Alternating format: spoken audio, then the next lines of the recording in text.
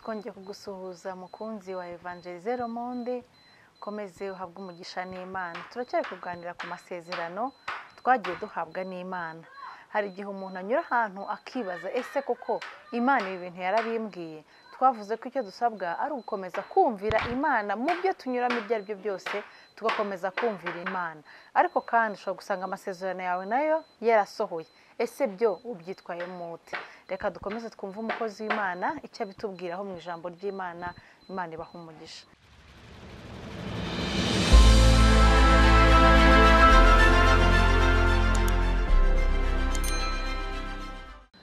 Ndabashuhuje mu izina rya Yesu bakunzi ba Evangélisez MONDE, muri kumwe na Pasteur Kanonko Tito. Shimye Imana kubw'uyu mwanya mwiza iduhaye kugira ngo tuganire ijambo ryayo.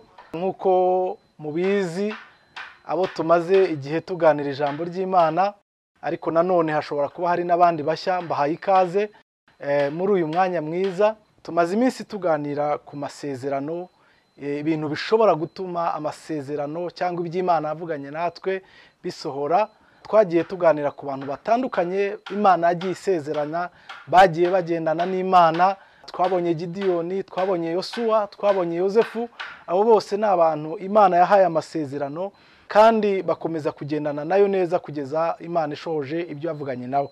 Rero hari bimwe mu byo dukeneye cyangwa se bishobora gutuma amasezerano Imana yavuganye natwe asohora. Twabonye ko kumvira Imana cyangwa se kubaha Imana, gukiranuka ari kimwe mu kintu kinezeza Imana kandi ari kimwe mu bintu Imana ikunda bituma isohoza ibyo yavuganye natwe. Uyu munsi turaganira ku muntu umwe witwa Sawuli. Ni umwami wa Isiraheli, muzi amateka ye. Ni umwami wayoboye igihe gito cyane, umwami wagiyeho biturutse mu bushake bw'Imana, aza kwimikwa, yimikwa na Samweli. Bitubwira ko hari igihe ng'indogobe zabuze, Sawuli ajya gushaka indogobe n'umugaragu wa se, bajyana gushaka indogobe ariko barazishaka barazibura. Bageze aho abwira Sawuli, amubwira ati ariko uwajya kwa bamenya. Baza kugenda kwa bamenya ariwe Samweli, ariko Samweli nawe yari yakiriye andi makuru ko agomba kwimika Sawuli. Bivuga ngo Sawuli ni Imana yamutoranyije kugira ngo abe umwami wa Isiraheli. Ariko ukomeje amateka ye uza gusanga igihe cyarageze Sawuli Imana ntikomeze kumwishimira. Hari habaye iki? Bivuga ngo ushobora guhabwa amasezerano n'Imana, yewe ukumvira Imana, ukubaha Imana, ukagendana nayo, ndetse na ya masezerano agasohora, ariko ukageraho ukibagirwa icyo Imana yakoze mu buzima bwawe, ukibagirwa igihe wagendanye n'Imana, ukibagirwa iby'Imana yagukoreye, ukibagirwa aho ikugejeje aho uri uyu munsi, ugatangira gukora ibidashimisha Imana cyangwa ibyangwa n'amaso y'Uwiteka, cyangwa nukomeze kumvira Imana no kubaha Imana. Birashoboka cyane ko wakongera ugasubizwa hasi, wanyagwa bya bindi Imana yaguhaye, ugasigara mu bundi buzima nanone wicuza. Bivuga ngo Imana yacu ni Imana isezeranya kandi ni Imana isohoza, ariko hari ibyo dusabwa kugira ngo dukomeze kugirana umubano neza n'Imana. Uyu mwanya ndashaka ko dusoma Samweli wa mbere ibice 15. Musomyi aradusomera ku murongo wa 26 kugeza kuri 28. Samweli abwira Sawuli ati, sindi busubiraneyo nawe, kuko wanze ijambo ry'Uwiteka, nawe yanze ko uba umwami wa Isirayeli. Nuko Samweli agihindukira kugenda, Sawuli asingira ikinyita cy'umwambaro we uracika. Samweli aramubwira ati, Uwiteka nawe aguciye ku ngoma ya Isirayeli uyu munsi, ayihaye umuturanyi wawe ukuruta. Arakoze cyane umusomyi. Reka yongere ansomere ibice 15 umurongo wa 22 kugeza 23. Samweli aramusubiza ati, mbese Uwiteka yishimira ibitambo byoswa n'ibindi bitambo kuruta uko yakwishimira umwumviye? Erega kumvira kuruta ibitambo, kandi kwitonda kukaruta ibinure by'amasekurume y'intama, kuko ubugome busa n'icyaha cy'uburozi, kandi nudakurwa ku ijambo asa n'uramya ibishushanyo na terafimu. Ubwo wanze ijambo ry'Uwiteka, nawe yanze ko uba ku ngoma. Arakoze cyane. Mu bigaragara nk'uko mwumvishe ijambo ry'Imana rivuze, Sawuli Imana yamutumye mu bamereke, iramubwira ngo agende arimbure buri kintu cyose arimbure. Sawuli agiye ngagira ibyo yisigariza, intama zibyibushye, inka ziza z'ibiduhagire, ngarangije ibindi abona bidafite agaciro abirabirimbura, ariko bimwe na bimwe arabyisigariza kugira ngo anezeze abantu, nyamara ntago byari binejeje Imana. Imana yo yari yamubwiye ngo agenda arimbure buri kintu cyose, buri kantu kose akureho. Sawuli agiye akora ibitandukanye n'iby'Imana yamubwiye. Ijambo ry'Imana ratubwiye ngo Samweli yaramubwiye ngo ese Imana yishimira ibitambo kurusha uko yishimira uyumviye? Nshuti bavandimwe muteze amatwi, Imana yacu ikunda umuntu yubaha, ikunda umuntu yumvira, hamwe n'ibyo yavuganye nawe, hamwe n'ibyo yakubwiye, hamwe n'igihe umaze utegereje ko isezerano Imana yaguhaye irisohoza, urasabwa gukomeza kuyumvira. Ariko kandi hari nabo ndimo kuvugana nabo Imana yasezeranyije igasohoza. Muri ayo masezerano yasohoye ukaba uyicayemo, wicaye mu bisubizo, wicaye mu byo wasengeye igihe. Uyu munsi Imana ikaba yaragushubije, uri mu masezerano, uri muri Kanani yawe. Ntago ari igihe cyo kudamarara, ntago ari igihe cyo kwibagirwa iby'Imana yavuganye nawe, ntago ari igihe cyo gutangira guhindura imyitwarire ukagenda uburyo budashimishije Imana, ahubwo ni igihe cyo kwibuka inkomoko y'ibyo ngibyo, inkomoko y'ibisubizo urimo aho bituruka, inkomoko y'imigisha ufite, inkomoko ya masezerano yamaze gusohora. Iyo wibutse icyo kintu umenya ko byavuye ku Uwiteka, ugakomeza kugendana n'Imana neza, ugakomeza kuyumvira, ugakomeza kuyubaha. Ubwo nibwo ukuboko kw'Imana gukomeza kubana nawe, ubwo nibwo urama kandi cyangwa se uramba muri ayo masezerano Imana yaguhaye, cyangwa se muri ibyo bisubizo, muri iyo migisha Imana yakugejejemo. Ibanga no kumvira Imana, byaba bitarasohora utegereje, byaba byarasohoye uri mu mashimwe uguwe neza, komeza wumvira Imana. Imana yacu ishimwe cyane, kuko Sawuli amaze gukora icyo kintu, Samweli yaramubwiye ngo Uwiteka ntago yishimira ibitambo kurusha uko yishimira umwumvi. Ako kanya Samweli ngahindukiye ngagende, Sawuli abafashe ku kinyita cy'umwenda ngo kiracika. Samweli ahita amubwira ngo uko icyo kinyita gicitse niko Uwiteka gukuye ku ngoma. Urumva ko ntago byari ibintu byiza kuri Sawuli, cyari ikibazo. Samweli amubwira ayo magambo, arangije arigendera. Ndashaka gusoreza ahantu hatoya nanone umusomyi adufashe adusomere mu bice 13, aho Samweli nanone yigeze gukora icyo atarakwiye gukora. Buriya Imana igira gahunda, ibintu byayo byose bifite uburyo bipanzwe, ariko ijambo ry'Imana rimbwira ko hari igihe cyageze Sawuli aratandukirwa, ava mu nshingano ze ajya kwinjira mu nshingano z'umutambyi. Ibyo nabyo yarabizize. Reka umusomyi adusomere ibice 13 umurongo wa 13 kugeza kwa 14. Maze Samweli abwira Sawuli ati, wafuditse, ntiwumviye itegeko Uwiteka Imana yawe yagutegetse. None Uwiteka abakomeje ubwami bwawe muri Isirayeli iteka ryose, ariko none ubwami bwawe ntibuzagumaho. Uwiteka amaze kwishakira umuntu umeze nk'uko umutima we ushaka, kandi niwe Uwiteka yashyizeho kuba umutware w'ubwoko bwe, kuko utumviye icyo Uwiteka yagutegetse.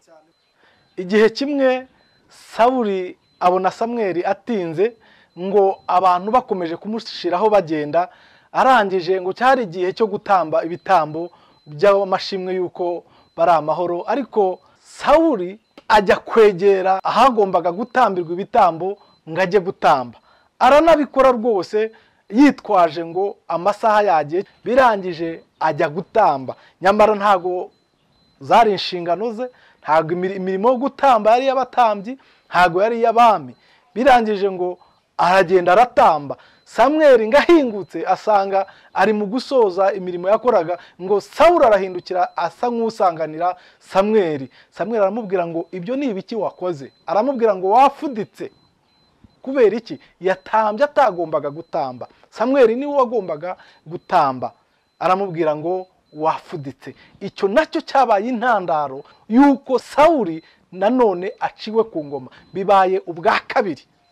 Bibaye ubwa kabiri Imana inenga Sawuli. Kubera iki? Kuko atumviye gahunda n'uburyo Imana yagombaga gukora gahunda zayo, kuko yagiye gutamba kandi ataragombaga gutamba. Yari gutegereza igihe Samweli ahagerera, Samweli agatamba. Birangije aramubwira ngo wafuditse. Ibyo wakoze ibyo ni ibiki? Aramubwira ngo Imana iguciye ku ngoma, igukuye ku ngoma, ntugikomeje kuba umwami wa Isiraheli. Sawuli yaziraga iki? Yaziraga kutumvira Imana.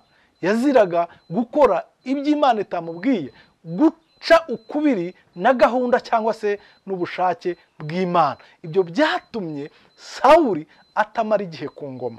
Bivuga ngo rero nibyo Imana yavuganye natwe, nibyo ahari naho uri watoranijwe n'Imana, nibyo urimo gukora, ariko Imana ikeneye umubano mwiza hagati yawe nayo. Ikeneye ko ukomeza kugendana nayo hamwe n'ibyo bisubizo, hamwe no gusubizwa amasezerano. Kandi niba nawe amasezerano Imana yaguhaye atarasohora, Imana ikeneye ko urushaho kuyumvira kugira ngo nayo ikomeze gusohoza icyo yavuganye nawe. Samweli mu by'ukuri muribuka ko ari we wimitse Sawuli, kandi abibwiwe n'Imana. Mu bigaragara usomye muri Bibiliya usanga Samweli yarakundaga Sawuli, ariko Sawuli akamutenguha kuko atumviye Imana. Bibiliya inambwira neza ko ngo Samweli yatangiye kugira agahinda, atangira kuririra Sawuli. Imana iramubwira ngo Samweli, uzageza hehe kuririra Sawuli katakira umwami wa Isiraheli? Ko namaze kumugaya, ko namaze kumukuraho ubwami, namaze kubumukuraho. Kubera iki? Yagiye ukubiri n'ubushake bwanjye, ntago yanyumviye. Uzageza he kuririra Sawuli? Namugaye. Imana yangije aramubwira ngo namaze kwironkera, namaze kwibonera undi ufite umutima uteye nk'uko nshaka. Uwo ninde? Uwo ni Dawidi wiragiriraga intama ahantu mu ishyamba. Ndi ku musozo ndavuga ngo hari ibyo Imana yavuganye nawe bitarasohora, yewe cyangwa se hari n'ibyo yavuganye nawe byasohoye. Ariko uko byasa kose gendana n'Imana neza. Gendana n'Imana neza. Imana niyo kwizerwa. Gira imibanire nayo myiza muri ibyo bisubizo urimo, cyangwa se muri aya masezerano atarasohora. Komeza kuyumvira, komeza kubana nayo neza, nayo izakomeza kubana nawe kugeza ku munota wa nyuma. Ariko nutangira guca ukubiri, kunyuranya nayo, ntago izakwishimira. Wowe unteze amatwi, Imana uyu munsi yashatse ko tuganira amagambo kugira ngo twongere twisubiremo, twitekerezeho, wongere usubize amaso inyuma, hanyuma urusheho kugira umubano mwiza n'Imana. Umwanya wari wo wose waba uriho w'icyubahiro, urwego rwe rwose waba uriho rw'ubuzima n'imibereho, ubushobozi bwe bwose waba ufite, imigisha iyo ari yo yose waba urimwo, Imana irifuza ko ukomeza kugirana imibanire myiza nayo. Imana iguha umugisha, Imana ikugirire neza. Reka dusenge muri uyu mwanya. Imana irusheho kukwambika imbaraga kugira ngo mu buzima bwose ubayeho komeza guca bugufi, komeza kumvira Imana, komeza kugendana nayo. Imana nayo izakomeza kwesha icyubahiro ku buzima bwawe. Witeka Imana nziza, Imana ikomeye, ndagushima kuko uri Imana yumva kandi igakora. Uyu mwanya nzamujwi ryanjye nsengera buri umwe wese uteze amatwi iri jambo. Data, ndatura imbaraga zawe ku buzima bwe. Ahari hashize igihe kinini ategereje ibyo wavuganye nawe ko bisohora. Muri icyo gihe kinini ahuye n'ibigeragezo bitandukanye bishobora gutuma acika intege, ndetse rimwe na rimwe no kwibaza ko bitazashoboka. Uwiteka, ndatura imbaraga zawe ku buzima bwe. Muhe gukomera, muhe gukomeza kukumvira no kukubaha, muhe gukomeza kugendana nawe. Kandi uyu nawe unteze amatwi, wamusezeranye byinshi ndetse igihe kiragera urabisohoza. Muhe gukomeza kugendana neza nawe kugira ngo hato atazanyagwa ibyari byiza mu maso ye, atazakwa ibyari iby'icyubahiro wamuhaye ndetse yanasengeye mu bihe byatambutse ukabisohoza. Witeka mushoboze kugendana nawe nk'uko ubyifuza kandi nk'uko ubikeneye. Urakoze kuri Imana nziza, imbaraga zawe niziganze ku buzima bwe, kandi umunsi ku wundi Mwami uhe buri umwe wese uneza amatwi kurushaho kugirana ubusabane nawe n'umubano mwiza muri uru rugendo Mwami turimo. Urakoze, dusenze dushima twizeye mu izina rya Yesu Kristo Mwami wacu, amen, amen. Pasiteri, Imana umugisha cyane, atuganirije ijambo ryiza ry'amasezerano. Yatubwiye ukuntu mu by'ukuri Sawuli yagiye ku ngoma ari Imana yamutoranije. Imana yari yabyemeye, yari yumviye ibisabwa byose, agera ubwo agera ku ngoma. Ariko amaze kugera mu byasezeranijwe, ibyo yamusezanije bisohoje, ntago yongeye kumvira Imana muri detaye. Yatangiye gufata ibyemezo, birashoboka afata ibyemezo ashingiye ku cyubahiro, ashingiye ku inararibonye, ibintu maze kumenya byo mbikora gutya, bigenda gutya. Tangira gufata ibyemezo mu buryo buciye hejuru iby'Imana yamubwiye, mbese atangira kumva nawe hari icyo ari cyo cyatuma afata ibyemezo atongeye kumva neza icyo Imana imubwira. Kuko mu by'ukuri Imana yari yamubwiye detaye, yari yamubwiye uko agomba kwitwararika, yari yamubwiye n'ibyo agomba gukora, ariko ntiyabyubahiriza. Reka twongere twegere Imana, reka twongere nubwo twageze mu by'Imana yadusezeranije, reka twongere twubahe iby'Imana yatubwiye muri detaye, muri ido ni ido, kugira ngo dukomeze tugendane n'Imana mu nzira zacu zose. Ariko kandi nawe utarasubizwa, tegereza.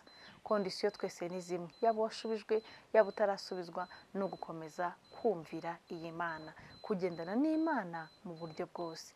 Imana yongere ibahe umugisha kandi yongere idushoboze. Imana ibahe umugisha, amen.